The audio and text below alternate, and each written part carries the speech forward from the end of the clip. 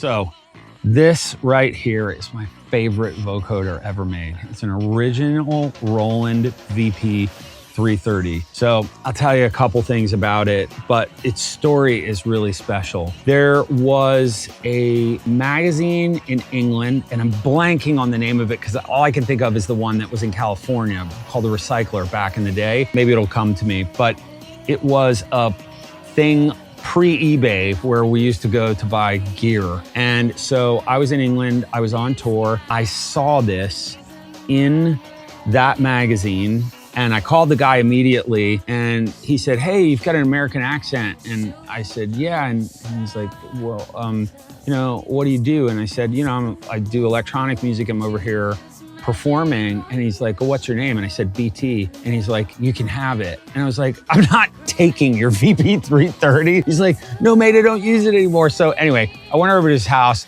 and we fought about it a little bit and we settled on 75 pounds. I paid him for this VP 330, which I still feel a little bit guilty about. I'm not gonna lie, but I guess at that time it was a lot. And the great news is that I've used this on some of my favorite tracks I've ever done. What's special about the VP 330 is the chorus kind of slash ensemble effect in it is just incredible. What's so special about it, and then there's also too like bandpass kind of formant, filtered sort of choral sounds in it are incredible sounding. You can see I've got, you know, sort of an SM57 type mic sitting on the top of it. It's modified with MIDI. That was a big pain in the butt to do on this instrument. But what is so special about it is to run instruments through it, not voices. So on Blue Skies, for example, the kind of Peter Hookey sort of lead bass line in that song, I actually ran through this and then I pedaled through the chord changes in the song to the vocoder's MIDI. So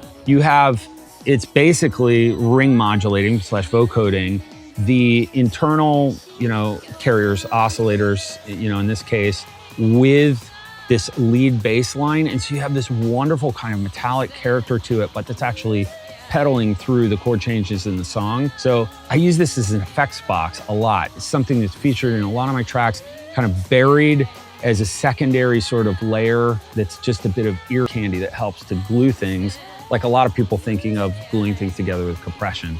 I use vocoder.